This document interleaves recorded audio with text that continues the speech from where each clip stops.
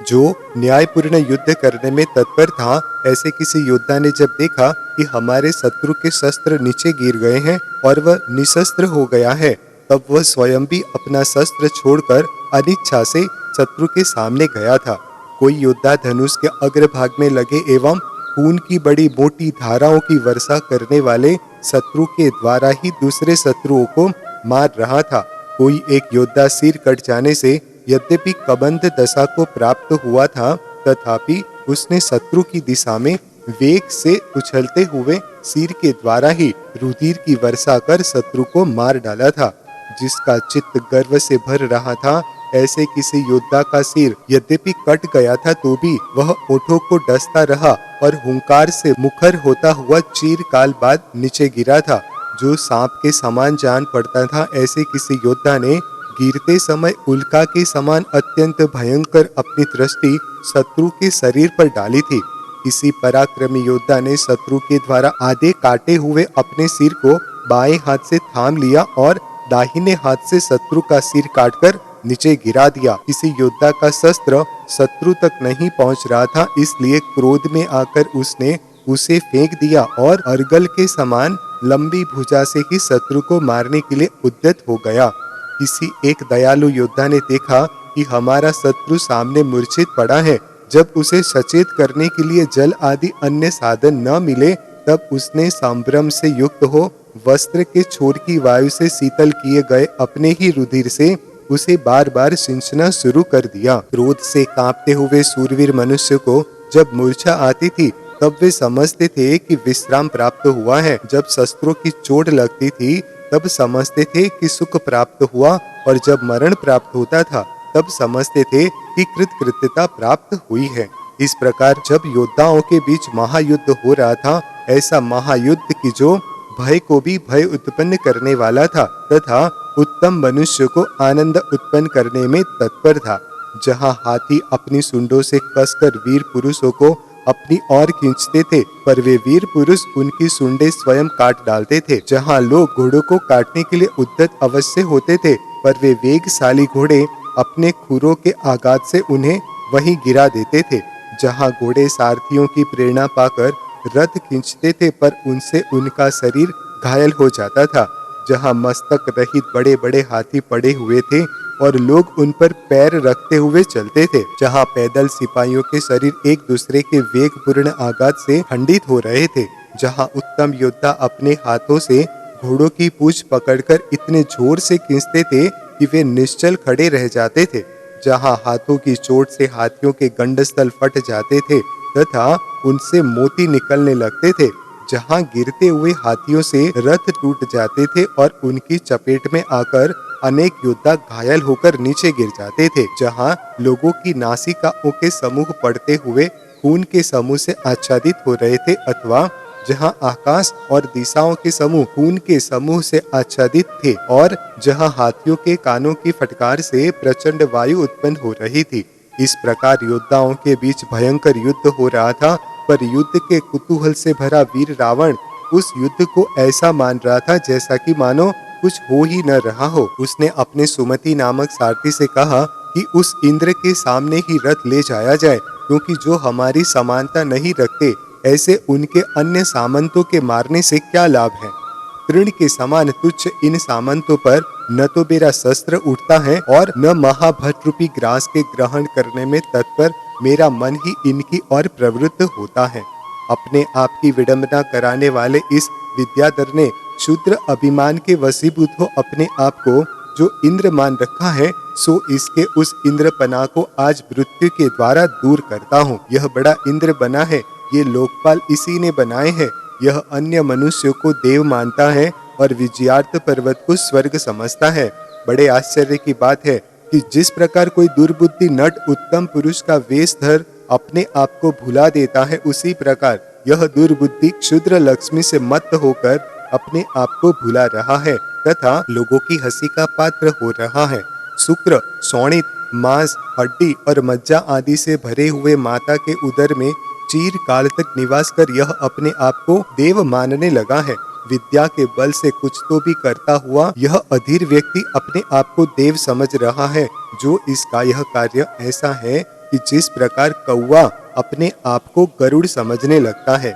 ऐसा कहते ही सुमति नामक सारथी ने महाबलवान सामंतों के द्वारा सुरक्षित रावण के रथ को इंद्र की सेना में प्रविष्ट कर दिया। वहां जाकर रावण ने इंद्र के उन सामंतों को सरल दृष्टि से देखा कि जो युद्ध में असमर्थ होकर भाग रहे थे तथा कीड़ों के समान जिनकी दयनीय चेष्टाएं थी। जिस प्रकार किनारे नीर के प्रवाह को नहीं रोक सकते हैं और जिस प्रकार मिथ्या दर्शन के साथ व्रताचरण करने वाले मनुष्य क्रोध सहित मन के वेग को नहीं रोक पाते हैं, उसी प्रकार शत्रु भी रावण को आगे बढ़ने से नहीं रोक सके थे। जिस प्रकार चंद्रमा का उदय होने पर अंधकार नष्ट हो जाता है, उसी प्रकार क्षीर समुद्र की आवर्त के समान धवल रावण का छत्र देखकर देवों की सेना न जाने कहां नष्ट हो गई। कैलाश पर्वत के समान ऊंचे हाथी पर सवार हुआ इंद्र भी तरकस से बाण निकालता हुआ रावण के सन्मुख आया।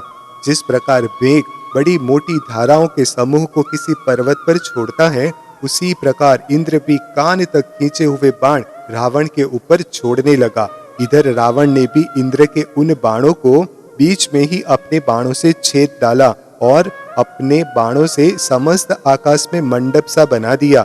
इस प्रकार बाणों के द्वारा बाण छेदे भेदे जाने लगे और सूर्य की किरणें इस तरह निर्मूल नष्ट हो गई मानो भय से कहीं जा छिपी हो। इसी समय युद्ध के देखने से जिससे बहुत भारी हर्ष उत्पन्न हो रहा था, ऐसा नारद जहाँ बाण नहीं पहुँच पाते थे वहाँ आनंद विभोर हो नृत्य कर रहा था। अतनंतर जब इंद्र ने देखा कि रावण सामान्य शस्त्रों से साध्य नहीं है, तब उसने आग्नेय बाण चलाया।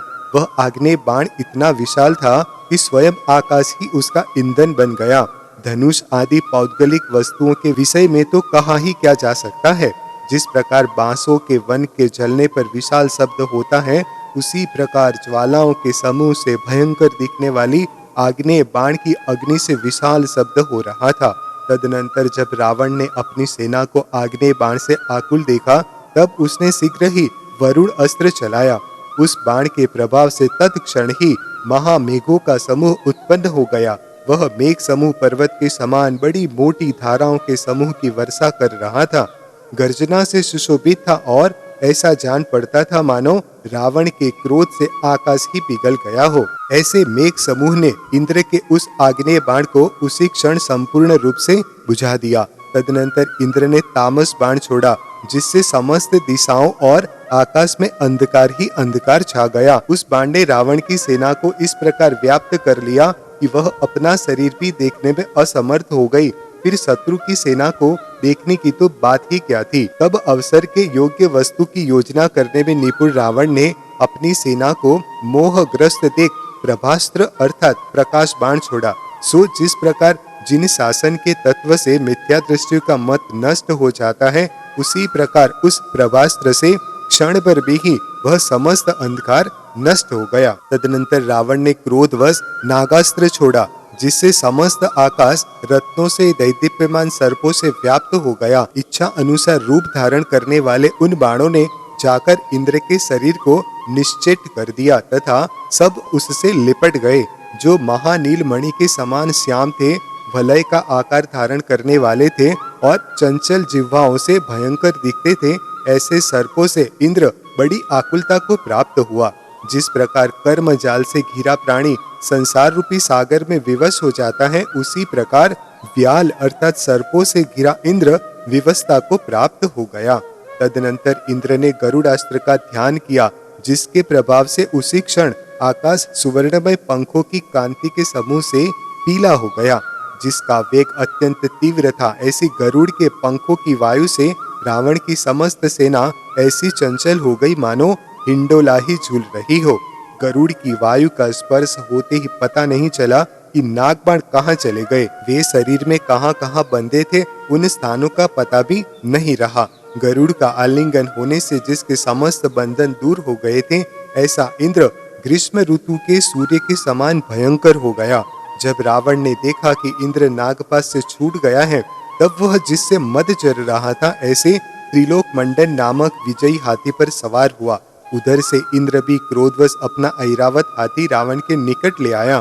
तदनंतर बहुत भारी गर्व को धारण करने वाले दोनों हाथियों में महायुद्ध हुआ, जिनसे मद जर रहा था, जो चमकती हुई स्वर्ण की माला रूपी बिजली के सहित थे तथा जो लगातार विशाल गर्जना कर रहे थे, ऐसे दोनों हाथी मेघ का आकार धारण कर रहे थे।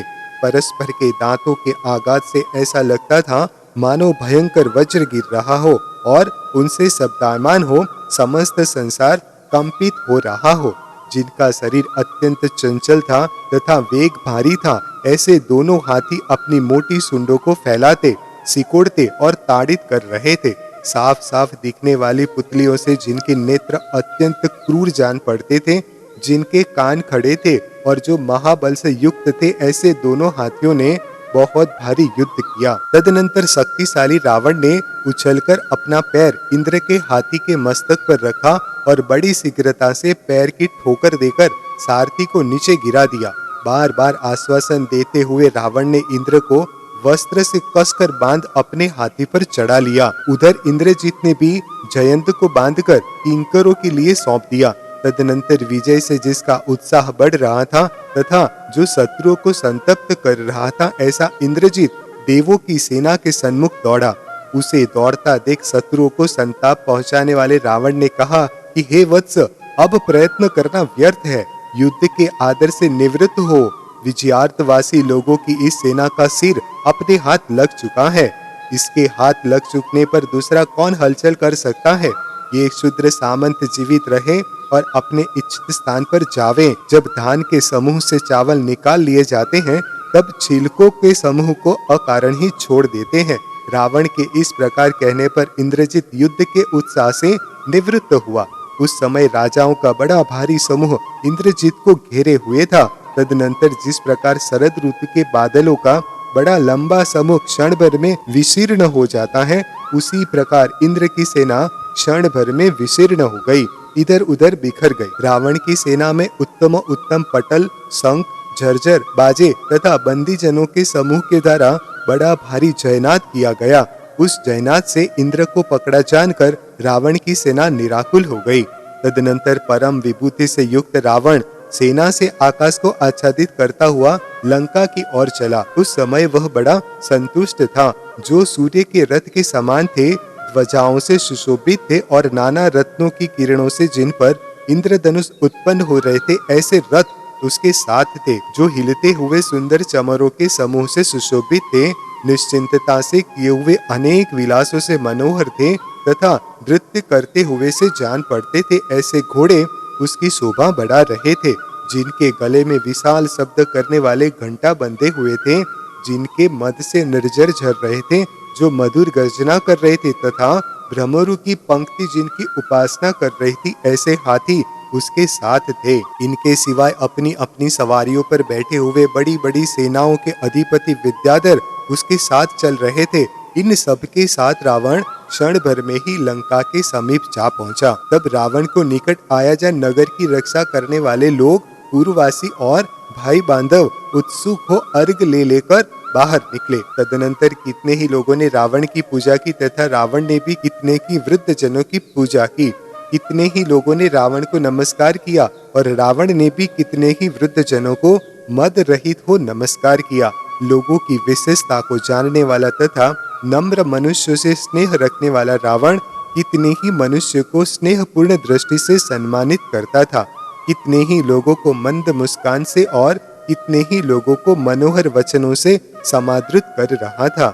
तदनंतर जो स्वभाव से ही सुंदर थी तथा उस समय विशेषकर सजाई गई थी, जिसमें रत्न निर्मित बड़े ऊंचे ऊंचे तोरण खड़े किए गए थे, जो मंद मंद वायु से हिलती हुई रंग बिरंगी ध्वजाओं से युक्त थी, केसर आदि मनोज्ञ वस्तुओं से मिश्रित जल से जहाँ की समस्त पृथ्वी सींची गई थी, जो सब ऋतुओं के फूलों से व्याप्त राजमार्ग से सुशोभित थी, काले, पीले, नीले, लाल, हरे आदि पंचवर्णीय चूर्ण से निर्मित अनेक बेल बुटों से जो अलंकृत थी, जिसके दरवाजों पर पूर्ण कलश रखे गए थे, जो महाकांति से युक्त थी, सरस पल्लवों की जिसमें बंधन मालाएं बांधी गई थी, जो उत्तम उत्तम वस्त्रों से विभूषित थी तथा जहाँ बहुत भारी उत्सव हो रहा था, ऐसी लंका नगरी में रावण ने प्रवेश किया।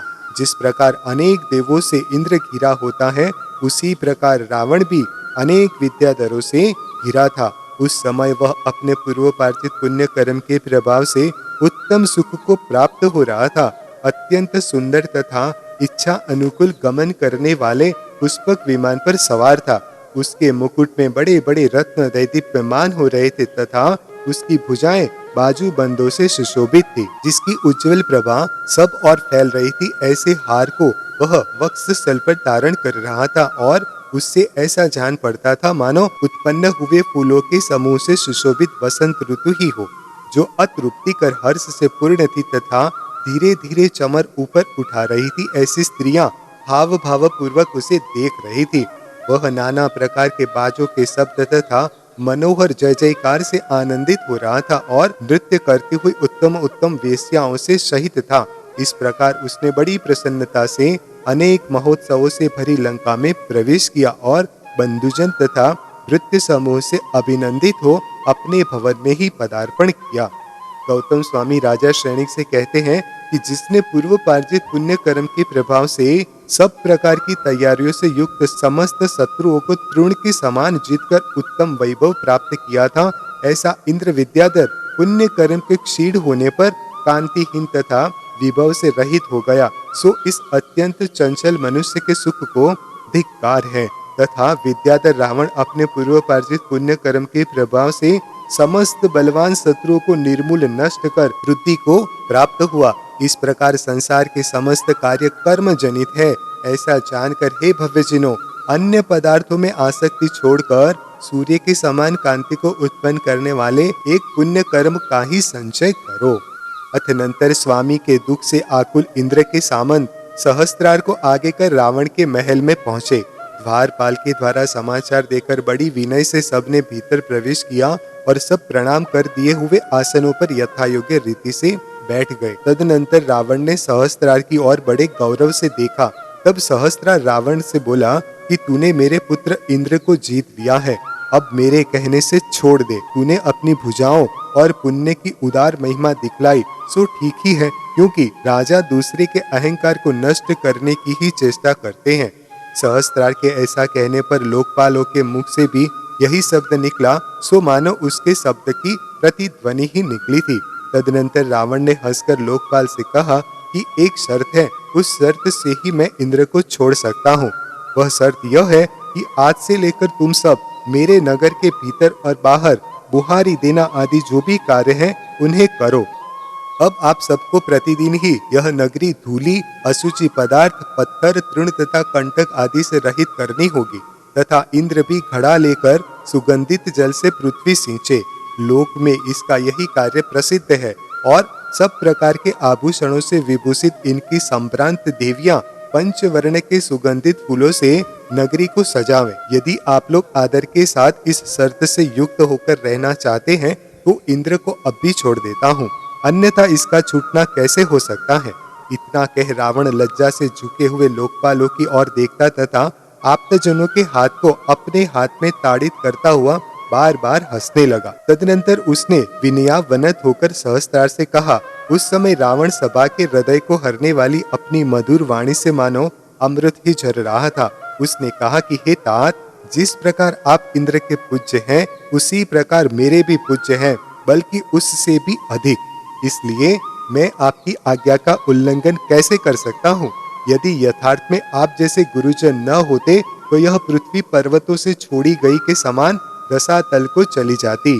चूंकि आप जैसे पूज्य पुरुष मुझे आज्ञा दे रहे हैं, अतः मैं पुण्यवान हूँ। यथार्थ में आप जैसे पुरुषों की आज्ञा के पात्र पुण्यहीन मनुष्य नहीं हो सकते। इसलिए हे प्रभु, आज आप विचार कर ऐसा उत्तम कार्य कीजिए जिससे इंद्र और मुझ में सौहार्द उत्पन्न हो जाए। इंद्र सुख से रहे और मैं भी सुख से रह सकूं। यह बलवान इंद्र मेरा चौथा भाई है, इसे पाकर मैं पृथ्वी को निष्कंटक कर दूंगा। इसके लोकपाल पहले की तरह ही रहे तथा इसका राज्य भी पहले की तरह ही रहे अथवा उससे भी अधिक ले ले। हम दोनों में भेद की आवश्यकता ही क्या है। जिस प्रकार इंद्र को आज्ञा देते हैं उसी प्रकार मुझ में करने के योग्य कार्य की आज्ञा देते रहें, क्योंकि गुरुजनों की आज्ञा ही शेषाक्षत की तरह रक्षा एवं शोभा को करने वाली है। आप अपने अभिप्राय के अनुसार यहाँ रहें अथवा रत्नपुर नगर में रहें अथवा जहाँ इच्छा हो वहाँ रहें। हम दोनों आपके सेवक हैं। हमारी भूमि ही कौन है? इस प्रकार के प्रिय वचन रूपी जल से जिसका मन भीग रहा था, ऐसा सहस्रार रावण से भी अधिक मधुर वचन बोला। उसने कहा कि हे भद्र, आप जैसे सज्जनों की उत्पत्ति समस्त लोगों को आनंदित करने वाले गुणों के साथ ही होती है। हे आयुष्मान, तुम्हारी यह उत्तम विनय इस संसार में प्रशंसा को प्राप्त है तथा तुम्हारी इस सुरवीरता के आभूषण के समान है। आपके दर्शन ने मेरे इस जन्म को सार्थक कर दिया। वे माता पिता धन्य हैं जिन्हें तूने अपनी उत्पत्ति में कारण बनाया है, जो समर्थ होकर भी क्षमावान है तथा जिसकी कीर्ति कुंद के फूल के समान निर्मल है। ऐसे तूने दोषों के उत्पन्न होने की आशंका दूर हटा दी है। वह ऐसा ही है, तुझमें सर्व कार्य संभव है। दिग्गजों की सुंड के समान स्थूल तेरी भुजाएं क्या नहीं कर सकती है, किंतु जिस प्रकार माता नहीं छोड़ी जा सकती, उसी प्रकार जन्मभूमि भी नहीं छोड़ी जा सकती, क्योंकि वह क्षण भर के वियोग से चित्त को आकुल करने लगती है। हम अपनी भूमि को छोड़ने के लिए असमर्थ है, क्योंकि वहाँ हमारे मित्र तथा भाई बांधव चातक की तरह उत्कंठा से युक्त हो मार्ग देखते हुए स्थित होंगे। हे गुणालय, आप भी तो अपनी कुल परंपरा से चली आई लंका की सेवा करते हुए परम प्रीति को प्राप्त हो रहे हैं। सो बात ही ऐसी है, जन्मभूमि के विषय में क्या कहा जाए। इसलिए हम जहाँ महाभोगों की उत्पत्ति होती है, अपनी उसी भूमि को जाते हैं। हे देवों के प्रिय, तुम चिरकाल तक संसार की रक्षा करो। इतना कहकर सहस्त्रार इंद्र नामा पुत्र तथा लोकपालों के साथ विजयार्थ पर्वत पर चला गया। रावण भेजने के लिए कुछ दूर तक उसके साथ गया। सब लोकपाल पहले की तरह ही अपने अपने स्थानों पर रहने लगे, परंतु पराजय के कारण निस्सार हो गए और चलते फिरते यंत्र के समान जान पड़ने लगे। बहुत भारी लज्जा से भरे देव लोगों की ओर जब विजयार्धवासी लोग देखते थे, बहुत भारी लज्जा से भरे देव लोगों की ओर जब विजयार्धवासी लोग देखते थे, तब वे यह नहीं जान पाते थे कि हम कहाँ जा रहे हैं। इस तरह देव लोग सदा भोगों से उदास रहते थे। इंद्र भी न नगर में, न बाग बगीचे में और न कमलों की पराग से पीले जल वाली वापिकाओं में ही प्रीति को प्राप्त होता था, अर्थात पराजय के कारण उसे कहीं अच्छा नहीं लगता था। अब वह स्त्रियों पर भी अपनी सरल दृष्टि नहीं डालता था, फिर शरीर की तो गिनती ही क्या थी। उसका चित्त सदा लज्जा से भरा रहता था। यद्यपि लोग अन्य अन्य कथाओं के प्रसंग छोड़कर उसके पराजय संबंधी दुख को भुला देने के लिए सदा अनुकूल चेष्टा करते थे, तो भी उसका चित्त स्वस्थ नहीं होता था।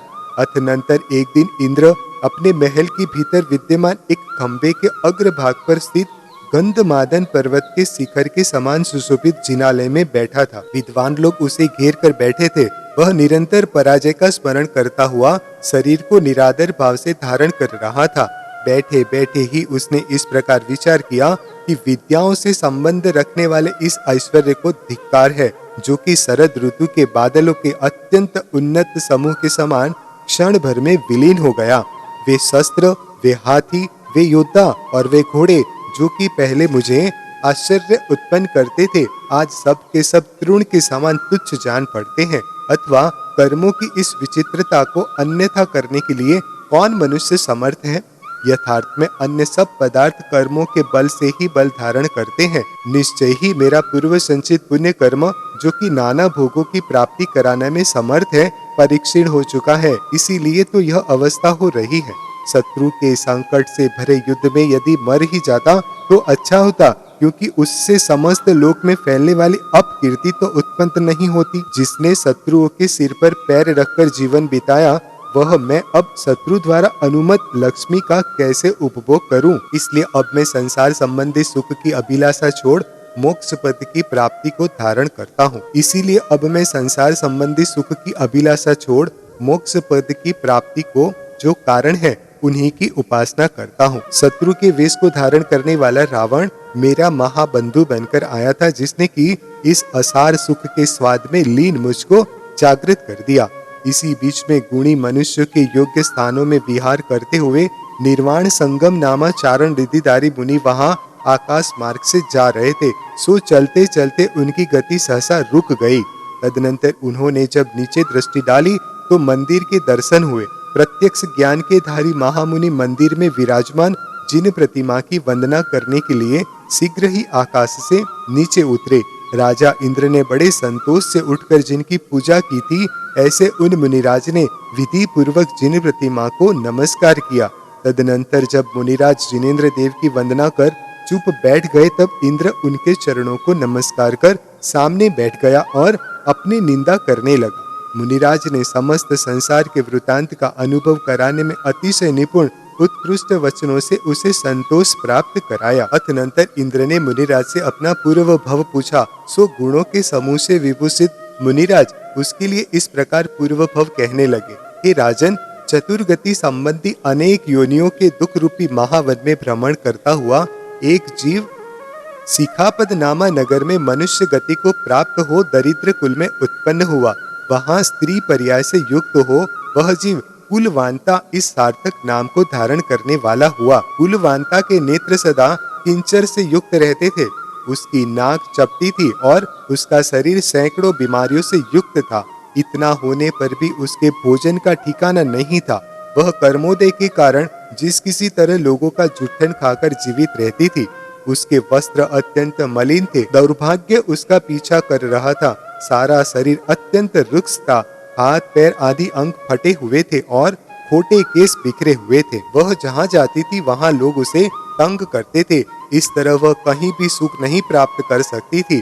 अंत समय शुभमती हो उसने एक मुहूर्त के लिए अन्न का त्याग कर अनशन धारण किया, जिससे शरीर त्याग कर किम पुरुष नामा देव की क्षीरधारा नाम की स्त्री हुई। वहां से च्युत होकर रत्नपुर नगर में धरणी और गोमुख नामा दंपति के सहस्त्रभाग नामक पुत्र हुआ। वहां उत्कृष्ट सम्यक दर्शन प्राप्त कर अणुव्रतों का धारी हुआ और अंत में मरकर शुक्र नामा स्वर्ग में उत्तम देव हुआ। वहां से च्युत होकर महाविदेह क्षेत्र के रत्न संचय नामा नगर में मणि नामक मंत्री की गुणावली नामक स्त्री से सामंतवर्धन नामक पुत्र हुआ। सामंतवर्धन अपने राजा के साथ विरक्त हो महाव्रत का धारक हुआ। वहां उसने अत्यंत कठिन तपस्चरण किया। तत्वार्थ के चिंतन में निरंतर मन लगाया। अच्छी तरह परिसर सहन किए। निर्मल सम्यक दर्शन प्राप्त किया और कषायों पर विजय प्राप्त की। अंत समय मरकर वह ग्रीवेक गया। सो अहिमिंद्र होकर चीर काल तक वहां के सुख भोगता रहा। अंत समय में वहां से च्युत हो रत्नुपुर नगर में सहस्त्रार नामक विद्याधर की हृदय सुंदरी रानी से इंद्र नाम को धारण करने वाला तू विद्याधरों का राजा हुआ है। पूर्व अभ्यास के कारण ही तेरा मन इंद्र के सुख में लीन रहा है। सो हे इंद्र, मैं विद्याओं से युक्त होता हुआ भी शत्रु से हार गया हूँ। इस प्रकार अपने आप के विषय में अनादर को धारण करता हुआ तू विषाद युक्त हो व्यर्थ ही क्यों संताप कर रहा है? अरे निर्बुद्धि, तू कौंदो बोकर धान की व्यर्थ ही इच्छा करता है। प्राणियों को सदा कर्मों के अनुकूल ही फल प्राप्त होता है। तुम्हारे भोग उपभोग का साधन जो पूर्वपार्जित कर्म था वह अब क्षीण हो गया है। सो कारण के बिना कार्य नहीं होता है। इसमें आश्चर्य ही क्या है?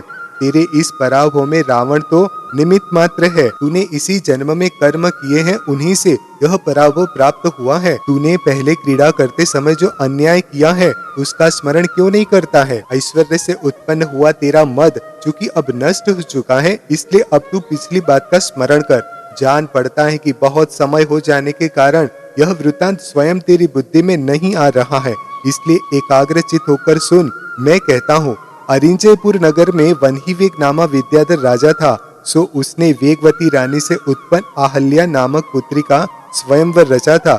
उत्सुकता से भरे तथा यथा योग्य वैभव से सुशोभित समस्त विद्याधर दक्षिण श्रेणी छोड़कर उस स्वयंवर में आए थे। उत्कृष्ट संपदा से युक्त होकर आप भी वहां गए थे तथा चंद्रावर्त नगर का राजा आनंदमाल भी वहां आया था। सर्वांग सुंदरी कन्या ने पूर्व कर्म के प्रभाव से समस्त विद्याधरों को छोड़कर आनंदमाल को वरा। सो आनंदमाल उसे विवाह कर इच्छा करते ही प्राप्त होने वाले भोगों का उस तरह उपभोग करने लगा जिस तरह की इंद्र स्वर्ग में प्रतिदिन वृद्धि को प्राप्त होने वाले भोगों का उपभोग करता है। ईर्ष्याजन्य बहुत भारी क्रोध के कारण तू उसी समय से उसके साथ अत्यधिक शत्रुता करने लगा। तदनंतर कर्मों की आकुलता के कारण आनंदमाल को सहसा यह बुद्धि उत्पन्न हुई कि यह शरीर अनित्य है, अतः इससे मुझे कुछ प्रयोजन नहीं है। मैं तो तप करता हूँ जिससे संसार संबंधी दुख का नाश होगा। धोखा देने वाले भोगों में क्या आशा रखना है? प्रबोध को प्राप्त हुई अंतरात्मा से ऐसा विचार कर उसने सर्व परिग्रह का त्याग कर उत्कृष्ट तप धारण कर लिया। एक दिन हंसावली नदी के किनारे रथावर्त नामा पर्वत पर वह प्रतिमा योग से विराजमान था, सो तूने पहचान लिया। दर्शन रूपी ईंधन से जिसकी पिछली क्रोधाग्नि भड़क उठी थी, ऐसे तूने क्रीड़ा करते हुए अहंकारवश उसकी बार बार हंसी की थी। तू कह रहा था कि अरे तू तो काम भोग का अतिशय प्रेमी अहल्य का पति है, इस समय यहाँ इस तरह क्यों बैठा है? ऐसा कहकर तूने उन्हें रस्सियों से कसकर लपेट लिया, फिर भी उनका शरीर पर्वत के समान निष्कंप बना रहा और उनका मन तत्वार्थ की चिंतना में लीन होने से स्थिर रहा आया। इस प्रकार आनंदमाल मुनि तो निर्विकार रहे, पर उन्हीं के समीप कल्याण नामक दूसरे मुनि बैठे थे, जो कि उनके भाई थे। तेरे द्वारा उन्हें अनादृत होता देख क्रोध से दुखी हो गए। वे मुनि रिद्धिधारी थे तथा प्रतिमा योग से विराजमान थे, सो तेरे कृत कृत्य से दुखी होकर उन्होंने प्रतिमा योग का संकोच कर तथा लंबी और गर्म श्वास भरकर तेरे लिए इस प्रकार शाप दी कि चूंकि तूने इन निरपराध मुनिराज का तिरस्कार किया है, इसलिए तू भी बहुत भारी तिरस्कार को प्राप्त होगा। वे मुनि अपनी अपरिमित श्वास से तुझे भस्म ही कर देना चाहते थे, पर तेरी सर्वश्री नामक स्त्री ने उन्हें शांत कर लिया। वह सर्वश्री सम्यक दर्शन से युक्त तथा मुनि जनों की पूजा करने वाली थी, इसलिए उत्तम हृदय के धारक मुनि भी उसकी बात मानते थे। यदि वह साध्वी उन मुनिराज को शांत नहीं करती, तो उनकी क्रोधाग्नि को कौन रोक सकता था? तीनों लोकों में वह कार्य नहीं है जो तप से सिद्ध नहीं होता हो। यथार्थ में तप का बल सब बलों के सिर पर स्थित है, अर्थात सबसे श्रेष्ठ है। इच्छानुकूल कार्य करने वाले तपस्वी साधु की जैसी शक्ति, कांति, द्युति अथवा धृति होती है, वैसी इंद्र की भी संभव नहीं है। जो मनुष्य साधु जनों का तिरस्कार करते हैं, वे तिर्यंच गति और नरक गति में महान दुख पाते हैं।